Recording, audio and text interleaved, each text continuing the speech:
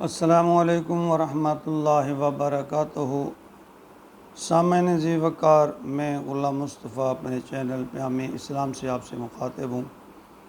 درس قرآن کے سلسلہ میں آج کا ہمارا سبق سورۃ الانعام اور آیت نمبر 61 پر مشتمل ہے۔ اعوذ باللہ من الشیطان الرجیم، بسم اللہ الرحمن الرحیم۔ وَهُوَ الْقَاهِرُ فَوْقَ عِبَادِهِ وَيُرْسِلُ عَلَيْكُمْ حَافِظًا حَتَّى إِذَا جَاءَ أَحَدَكُمُ الْمَوْتُ تَوَفَّتْهُ رُسُلُنَا وَهُمْ لَا يُفَرِّطُونَ۔ اس آیت میں اللہ تعالیٰ فرماتے ہیں کہ ہر انسان کی اجل کے لیے یعنی موت کے لیے ایک وقت مقرر کیا ہے۔ جب تک اس کی موت کا وقت نہیں آتا، فرشتے اس کی حفاظت کرتے رہتے ہیں نگہبان کے طور پر۔ یعنی یوں کہہ سکتے ہیں کہ موت زندگی کی حفاظت کرتی ہے اور بالآخر اس زندگی کو پھر ان فرشتوں کے حوالے کر دیتی ہے جو لمحہ بھر کی نہ تو تاخیر کرتے ہیں اور نہ تعجیل کرتے ہیں، یعنی نہ پہلے نہ بعد دیر کرتے ہیں۔ سورۃ رعد آیت نمبر 11 میں اللہ رب العالمین نے فرمایا، لَهُ مُعَقِّبَاتٌ مِّن بَيْنِ يَدَيْهِ وَمِنْ خَلْفِهِ يَحْفَظُونَ مِنْ أَمْرِ اللَّهِ، یعنی ہر ایک کے لیے یک بدیرے صبح و شام فرشتے آتے ہیں، فرشتے اس کے آگے پیچھے لگے ہوتے ہیں، اللہ کے حکم سے اس کی حفاظت کرتے ہیں۔ وَهُوَ قَاهِرُ فَوْقَ عِبَادِهِ، اور اپنے بندوں پر پوری طرح غالب ہیں۔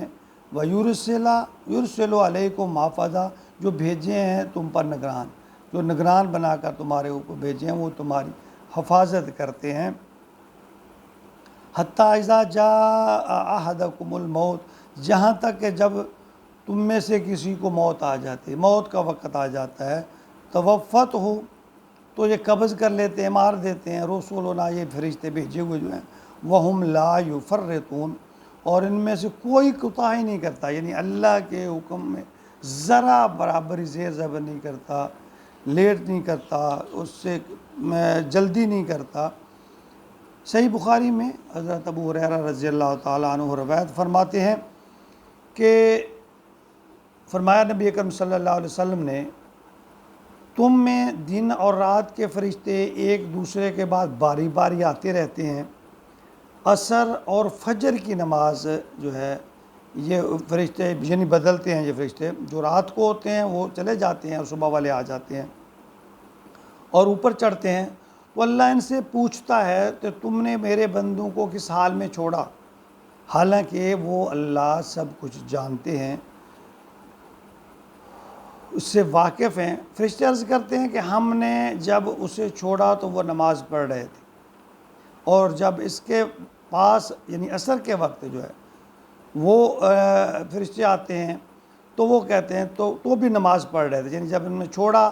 تو وہ نماز پڑھ رہے تھے، دوسرے فرشتے گئے وہ گواہی دیتے ہیں کہ وہ نماز پڑھ رہے تھے۔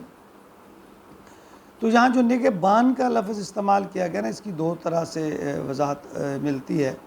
کہ سورۃ الانفطار آیت نمبر 10 سے 12 تک اللہ تعالیٰ نے فرمایا، وَإِنَّ عَلَيْكُمْ لَحَافِظِينَ كِرَامًا كَاتِبِينَ يَعْلَمُونَ مَا تَفْعَلُونَ، یعنی تم پر نگران مقرر ہیں جو باعزت تمہاری باتوں کو لکھنے والے، یعنی یہ جو ہمارے کندھوں پر جو بیٹھے ہوئے فرشتے ہیں، ان کا تذکرہ ہے کہ یہ تمہاری حفاظت کرتے ہیں۔ اور دوسرے نمبر پہ سورۃ قاف آیت نمبر 17 اور 18 میں فرمایا گیا، عن الیمین وعن الشمال قعید، یعنی یہ جو فرشتے ہیں دائیں اور بائیں جانب بیٹھے ہوئے، وہ جب کوئی بات کہتا ہے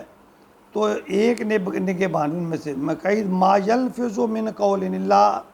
لدیہ رقیب عتید، اس کے پاس جو لکھ لیتا ہے، یعنی جو نگہبان اس کے پاس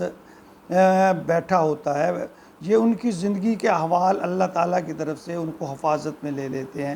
ان کو لکھ لیتے ہیں یا حفاظت میں لے کر اللہ کے پاس پہنچاتے ہیں۔ روح قبض کرنے کا والے تو اللہ تعالیٰ ہی ہیں، مگر جو ملک الموت کے ذریعے اللہ رب العالمین انسانوں کی روحوں کو قبض کرتے ہیں، برا بن عازب کے حوالے سے ایک روایت ہے کہ ملک الموت کے ساتھ رحمت اور عذاب دو طرح کے فرشتے ہوتے ہیں۔ جو نیک لوگ ہیں ان کی روح، ان فرشتہ ان کے سرانے آ کر بیٹھ جاتا ہے، تو فرمایا ان کی روح جسم سے ایسے نکل آتی ہے جیسے مشکیزے سے پانی، تو وہ اسے لے کر جنت کی وہ چادر میں لپیٹ کر آسمانوں پر چڑھ جاتے ہیں اور ان کا استقبال کیا جاتا ہے۔ اور جو بری روح ہے وہ جسم میں دوڑنا شروع کر دیتی ہے، اور پھر فرشتے اس کو نکالتے ہیں اور اس کو بدبودار گندی چادر میں لپیٹ کر آسمانوں پر لے جاتے ہیں، اور ہر جگہ اس پر لعنت ملامت ہوتی ہے۔ تو یہ ہمارے لیے یہی چیزیں ہمارے سیکھنے کے لیے ہیں کہ اللہ نے فرمایا کہ میں نے دو نگہبان تمہارے کندھوں پر بٹھائے ہوئے ہیں، ہر لمحہ کی ہر بات، آپ کا ہر کردار، آپ کی ہر بولی ہوئی بات، کہی ہوئی بات، دیکھی ہوئی چیز، وہ سب نوٹ کر رہے ہیں، اور یہ چیزیں پھر رجسٹر اللہ کے ہاں قیامت کے دن پیش ہوگا، اور سارے اعمال اللہ چیک کریں گے، اللہ دیکھیں گے، اور پھر اسی بنیاد پر ہمارا فیصلہ ہوگا کہ ہم کس چیز کے مستحق ہیں، جزا کے مستحق ہیں یا خدا نخواستہ سزا کے مستحق ہیں۔ تو یہ باتیں ہمیں آج ہمارے پاس وقت ہے، کل قیامت کے دن جب یہ باتیں عملی طور پر آئیں گی، پھر اگر ہم پچھتائیں گے تو اس کا کوئی فائدہ نہیں ہے۔ اس آیت میں اللہ رب العالمین نے ایک بات تو یہ فرمائی کہ انسان کی حفاظت بھی کرتے ہیں، ایک تو کرامن کاتبین، اور اس کے علاوہ بھی مختلف احادیثوں سے یہ جو ہمیں ملتا ہے، مواد ملتا ہے یا تفسیر اور تشریح ملتے ہیں، تو اس میں یہ دیکھیں بعض اوقات انسان ایسی کسی مشکل میں کسی حادثے کا شکار ہو جاتا ہے تو ایسے بچ جاتا ہے جیسے گھی سے یا دودھ سے بال کو نکال لیا جائے، تو وہ موقع ہوتا ہے۔ تو فرشتے جب تک انسان کی موت نہیں آتی وہ فرشتے اس کی حفاظت کرتے رہتے ہیں۔ تو دوسری بات کہ ہر چیز کا مالک حقیقی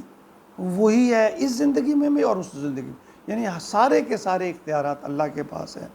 اور تیسرا یہ ہے کہ موت کا ایک وقت مقرر ہے، نہ ایک لمحہ پہلے آئے گی نہ ایک لمحہ بعد میں آئے گی، اور پھر اچھے اور برے اعمال کا عمل بند، اور پھر یہ سارا کھاتا، سارا رجسٹر جو ہمارا سب نے کرامن کاتبین جو ساری ڈیوٹی کرتے ہیں، یہ پھر اللہ کے ہاں پیش کر دیا جائے گا۔ دیکھیں،